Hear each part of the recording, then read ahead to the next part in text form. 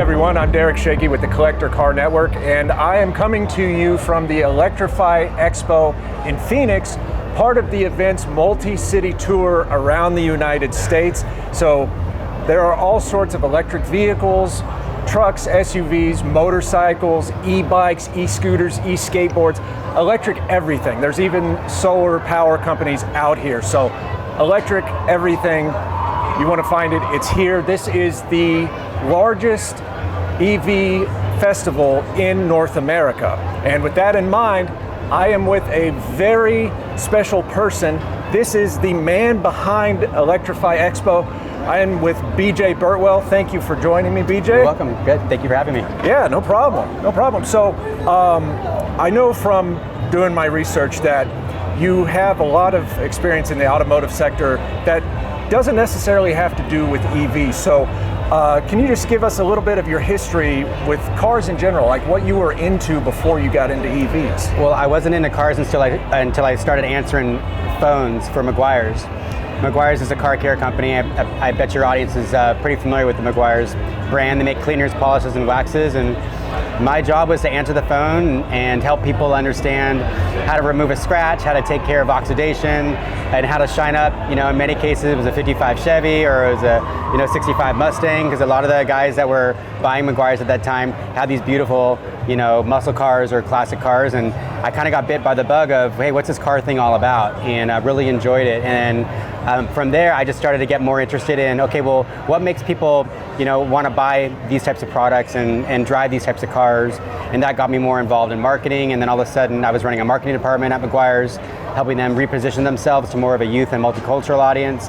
And then from there, I started to customize and tune my own cars. So I wasn't tuning classic cars, but at that time, the import scene was pretty hot, and I found myself, kind of going into that world. So I was all about pouring every last dollar I had into making my car go faster and look cooler. And certainly EVs was not a thing then. And up until about, 5 or 6 years ago, I always felt like if I couldn't hear it or smell it, you'll never get me behind the wheel of it. And then all of a sudden now you're interviewing me, and I'm the owner of North America's largest EV festival. So things have changed, and what changed for me was just an experience in an EV. Oh, okay. And what was that EV that really changed things for you?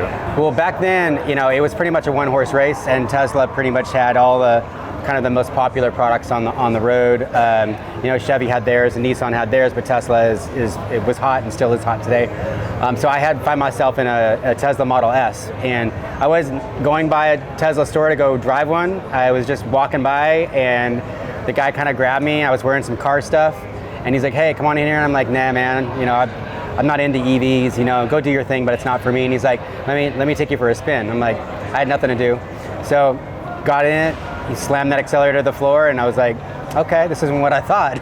It's a lot faster than I thought. It put a smile on my face, and I'm like, hey, if this is my light switch moment, then there's probably other people out there like this who need their own light switch moments, and they just need an experience in an EV or an electric motorcycle or an e-bike or an e-skateboard, and that was the genesis of Electrify Expo. Oh, okay. Yeah. So, it sounds like it just takes that one moment, like you said, to make that big change, And so would you say, to people who are skeptical about EVs or more conservative into older cars, they should just go out and try one? You know what? I think that our role here at Electrify Expo is to provide 1 million square feet of experiences for people to explore and shop all things electric. Our role is not really to say, hey, go buy electric. Our role is really to say, hey, come check this out and see if it's right for you. So what I would say is, unlearn everything you think you know about EVs, because what you think you know about them is probably not true today. These cars actually have longer range, and every EV made today has over 300 miles of range. These cars charge faster and they go farther. So come on out to Electrify Expo and kind of check out this whole electric thing, and then see if it's right for you. And as far as the numbers go, you mentioned one there. What kind of attendance are you expecting at this year's event here in Phoenix? Well, our 8-stop nationwide festival will do about 250,000 attendees across all 8 stops. So that kind of balances out. We have a few really big locations like LA and San Francisco and New York and Seattle that are really big festivals, and then we come to growing markets like Phoenix and Orlando. So what we want to do is we just want to continue to take this festival to more markets, because what we are having, especially now today with what's happening in politics and the government, is that there's a whole new wave of consumer that are kind of more curious than ever about going electric. And we want to be in those places so that they can get real information on the street what these EVs can do. Because sometimes what you read or what you hear does not necessarily make sense on the street. And I think that's where Electrify Expo really comes to life, is that people can leave all of that behind.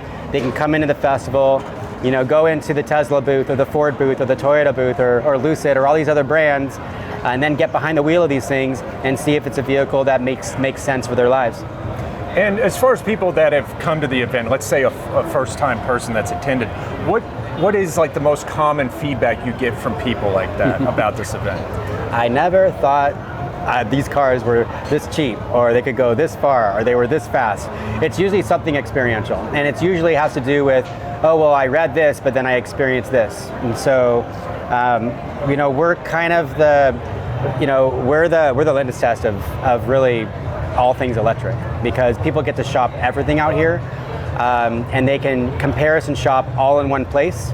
So it makes it very convenient, and it's a festival environment. So you have great food, you have great music, you have all these cool things to look at, all these experiences happening everywhere, these multiple demo courses across 1 million square feet. So it really gives people like a great opportunity to just make it a family day, bring out your family, bring out your friends, have some fun, and check out this whole electric thing.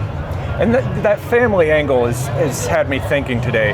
On the way in, it occurred to me that we're in an age now in which there are first-time drivers that maybe have never driven an ICE vehicle, and their first vehicle is going to be an EV. I mean, how does that make you feel? Indifferent. I think that people should choose gas, diesel, or electric based upon what works best for them. But I think that the younger generation is going to naturally adopt EVs much easier than the baby boomer or mature generation. And look, I'm an Xer, so like I grew up customizing and tuning cars. After Meguiar's, I worked for Chrysler Corporate. I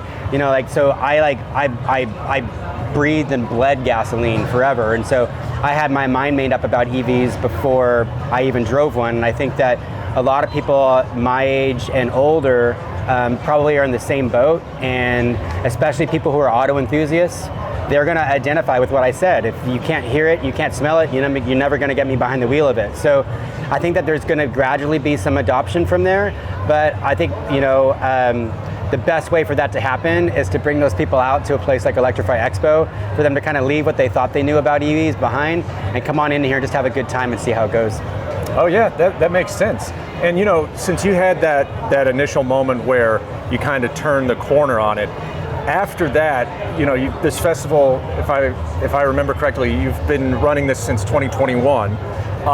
In those 4 years since then, once you got past that turning point, what would you say is the biggest thing you've learned about the industry as a whole since this festival has started? Yeah, well, this is our 25th festival. The biggest thing I learned about so far is that I wish that this industry would have never been politicized from the very beginning. As soon as you tell an American what they can and cannot drive, there's going to be half the population that becomes skeptical about why they're being told that. Transportation's transportation. You should have a choice to drive gas, diesel, or electric. Allow that person to make the choice, not based on what the government's telling you, but based on what works best for you. So, it's been a big shift, ping-ponging from the previous administration to the new administration. But I think that what I'm hearing now from the new administration is like, look, go buy what you want. And leave it at that. And I think that's probably the best messaging that we can have as an industry going forward, is because we don't want to make choosing an EV a political thing. We want to make it a practical thing. Yeah. If it's practical for you, choose it. If it's not practical for you, choose something else. And that's where you leave it. And I think that's American. Yeah. Well, and the truth is, nobody is forcing people to buy a certain vehicle. I mean, it shouldn't be that way.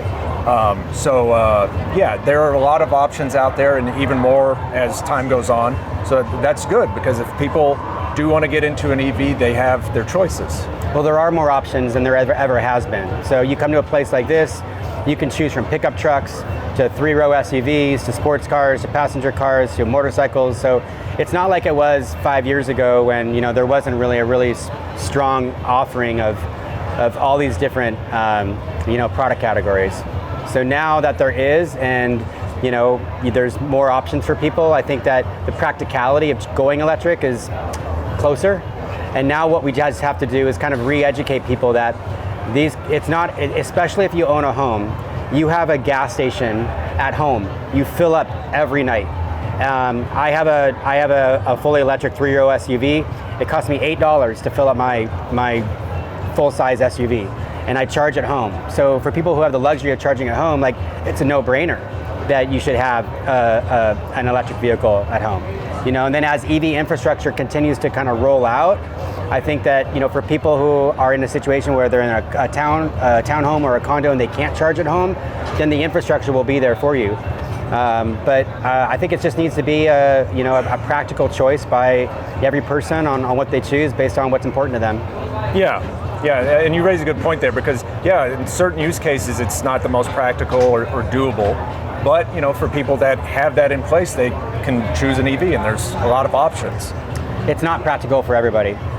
What is, though, is if you're interested in going electric and you're worried that you have a job or you have a living situation where there's a lot of travel and you're doing a lot of miles and you're worried about charging, you have some sort of anxiety about that charging, there are other options. There's plug-in hybrid options.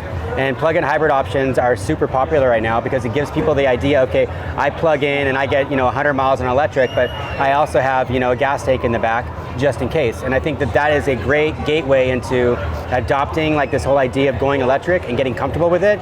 And then what we've seen is most people who buy a plug-in hybrid, 70-80% of them really choose to go electric with their next purchase. So it's really a great gateway into learning about going electric, because it's a big shift. If you're used to always filling up at the gas station and you knowing that you're not going to be doing that anymore, it is a big shift. So getting people into a plug-in hybrid is really a good option. Yeah, it's a nice in-between. Yep. And it's this is such a quickly evolving industry. What are some developments on the horizon that really have you excited? Primarily, the costs of these cars are coming down. So you can get into an EV right now for under $200 a month, under $300 a month in many cases. These cars are also traveling further. So there are full-size SUVs out there that now have nearly 500 miles of range. And like I said, every car that you could buy today that's a 2025 has an average of 300 miles. So, that type of change in range and charging speed and cost of these vehicles is the best thing that's happening to places like Electrify Expo, because people are coming here with their own reservations about going electric, and then you share that kind of information with them and they become a lot more comfortable about choosing an EV.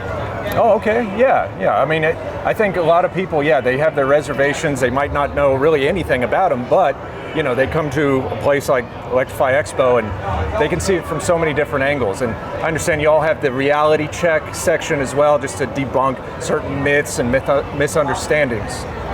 Yeah, it is an educational journey through the expo. So, as you enter our box office, there's music, and it definitely feels like a festival. And as you make your way through Auto Row, you encounter a lot of different opportunities to learn things. So we have a place called Electric Avenue where we're talking to people about specific products and walking them through features and benefits and range and pricing.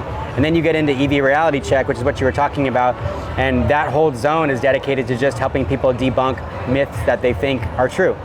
So I think it's a great place to kind of, like I said, unlearn what you think you know about EVs and then have fun and confidence to shop the rest of the festival.